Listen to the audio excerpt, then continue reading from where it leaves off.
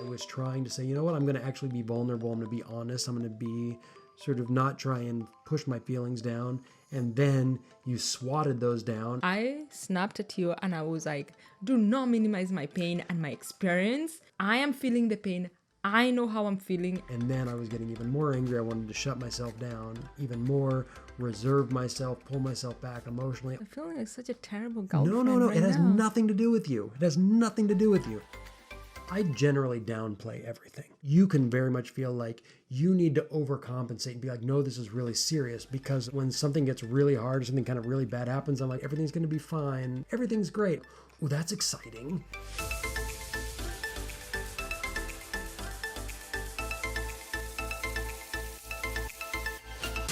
Hey, and welcome to the Interracial Couple Podcast. Wait, it's not all black and white. My name is Cera. I'm black. I'm Matthew, I'm white, and welcome to this week's episode. And this is going to be kind of a fun one for me because it's about how I kind of got to be right. I'll just say that. But it's also fun for me. And how I got to be wrong? I'm never wrong. No, you were not wrong at all. No. But I think it's not even that so it's not only that I got to be right, because it actually wasn't the enjoyable part. It was a little bit, because I was like, I'm just going to kind of hold on to this situation instead of reacting. You know, when I get, in general, I've seen when we get in arguments or there's a disagreement, usually there's this thing where I have like, or I don't think I'm alone in this, where it's like, I want to prove that I'm right, you know? Yeah. And in that case, I was like, you know what? I got nothing to prove. Like, eventually the truth will come out, as it were, or the reality will come out. Maybe I'm wrong. Maybe I'm not wrong. I was pretty sure. You were pretty sure. And at the end of the day, it wasn't even who was right or wrong. It was kind of the way that it was handled. So why don't you kind of set us up with the story? I'll tell the story. I was working out and I injured myself because I used dumbbells that were 25 pounds and 25 pounds on each side. And when I was doing the squats, and I can do like squats with pretty heavy weight, but something happened to my thigh. And I just had these sharp pains for a couple of days, yeah? Mm-hmm. Sometimes I would think like I'd injured myself to the extent that I needed to go to the doctor, but I was just like, I am so sure I'm injured. Because I was like limping. I stayed in bed with this pain for like 2 days because I could hardly walk. And we went on a walk and I was like, you know what? I don't think this is soreness anymore. I was convinced I was injured. And there I was, not even being able to walk on a walk. And you told me like, you're not injured. What did you say? Well, I was like, you're having muscle spasms. Something happened. Now, I mean, the definition of injury is fairly broad, but generally, like an injury that that needs medical attention or something like that, right? It was like, but I was looking and I was like, no, the way you were describing what was going on is that you were having a lot of muscle spasms, and like you had tweaked something and you just needed to relax the muscle, and for whatever reason, it wasn't relaxing on its own. But if it's an injury, the way you would deal with it is different than if you're basically having a lot of tension and it's spasming. Because if it's spasming, it would mean Epsom salts baths. It might mean some arnica. It might mean massaging. It might be warming it up just so that it relaxes, then cooling it down to reduce the inflammation. Different things that can be done. And here I was to myself thinking like, am I going to need hip replacement surgery? And I think this was the thing. So we went on a walk and I was just like, you were like, this is like a real problem. I'm injured. And I was like, no, like it's a muscle spasms. We got to get it to relax. And you snapped at me. I snapped at you and I was like, do not minimize my pain and my experience. I am feeling the pain. I know how I'm feeling and I'm exaggerating. But you were like, I might need to go to the doctor. I was like, so sure. I was like, if this doesn't stop in a couple of days, I am going to the doctor. Right. And you were like, okay. And I was like, I could not go on that walk. Yeah. So, because I was walking so slow. So we came back. You were mad at me. You were like, you shut me down. And I was like, you know what? I'm not going to react. First of all, it's not my body. So whether I'm right or wrong, kind of like whatever, right? But the other thing was, was that rather than trying to like convince her of what the situation was, I was like, you do your thing. But kind of the downside when I was thinking about it is, I actually think I can help. But if you're telling me you're injured, I can't help because I'm not a doctor, I'm not a chiropractor. There's all these things that I'm not. But if it's really just a matter of relaxing it and massaging it and whatever, then there's something I can definitely do.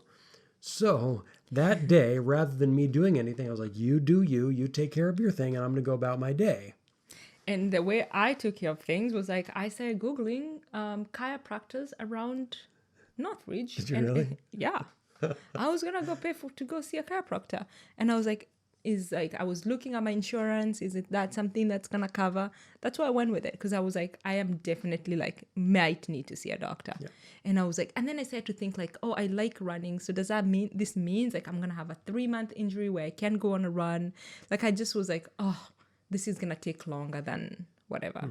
So that evening, just enough, I suggested you take 4 Advil, which is a lot, not something you can do often, but it was so seizing up and you were in so much pain and you weren't sleeping because you were waking up in the middle of the night with these like searing pains. But the other reason why I knew it wasn't like an actual injury is that it would come and I would like touch part of your leg and it would be really tense. And then later it wouldn't be tense at all, or it would move, the tension would move. So it was like, oh, I can kind of, massage it here a little bit and it would go away. Actually, what happened was like when you started massaging it, that's when the pain started moving. But when I was just like, when I thought it was injured, the pain was in one place. Got it. Okay. So then, but ultimately, you took a lot of Advil that night and then it relaxed and you're like, oh, you actually walked and you even like did some dishes or whatever. Which just because you take Advil and you don't feel it, that's a painkiller. So it doesn't mean that you're not injured. It can also mean that you're covering something up.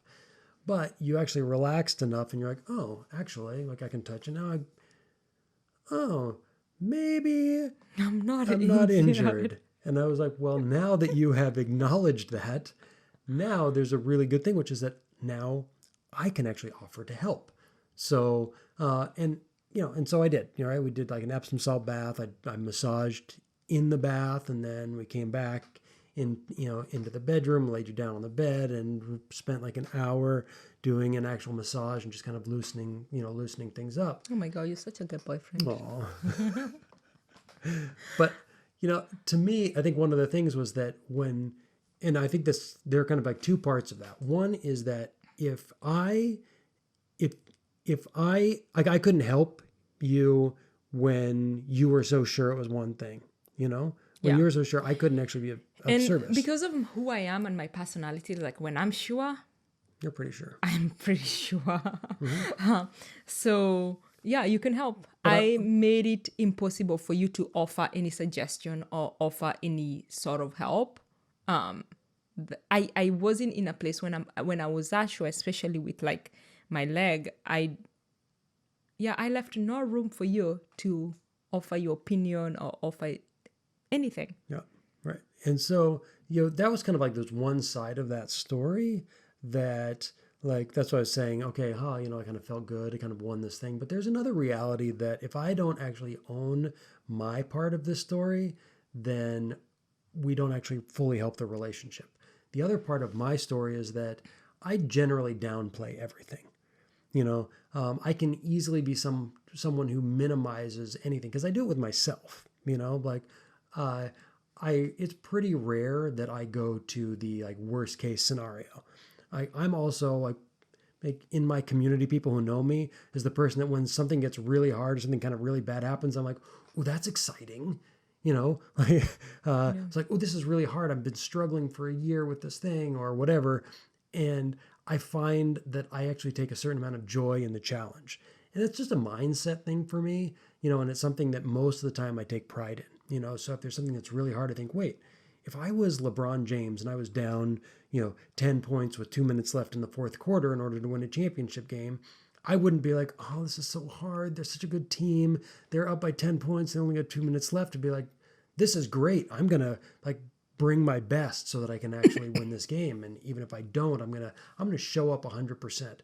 And that's generally what I bring into my life. That's a positive side.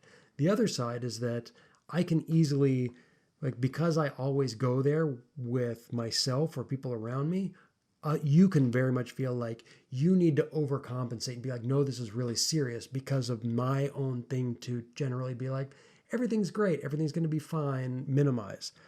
And like, for us, in some ways, it's actually finding a balance, because the last thing that you need is to be defending your reality because you're already anticipating sort of this way that I show up in our relationship, you know? So Yeah. it's a two-way street. It is a two-way street. And so for me, after I was like, okay, I'm not injured, it's like I had to own up and be like, you know what? I'm sorry. You were right. But I'm not bad about it. I feel like that tends to happen a lot, is that there's some times where you just like, you're so sure of yourself, and then you realize like, okay, I was wrong. Yeah. And you are right.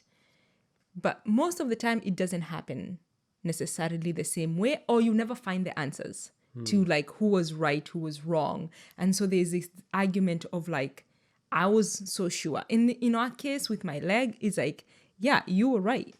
And we could come back to be like, you could also be like, ha ha ha, I was right.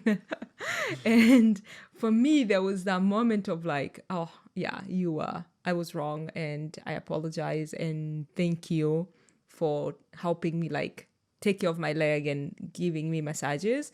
But I think part of like deciding to do like today's episode, I feel like we should look at what are those areas like where people are so right, you know, because I think like being right is one of the things that in relationships can be very detrimental. Totally. Like, and that's so true. I just want to say real quickly, when it sounded like I was really helping out by massaging your legs, we're on a podcast, you can't see your legs, but you have great legs. It was actually really for me. So I'm welcome to myself. Good job, Matthew. Yes, and for the record, the pain is gone. I'm no longer injured. I'm back to working out. I was never injured. So it was a win-win all the way around. It was just sort of, you know. I had muscle spasm.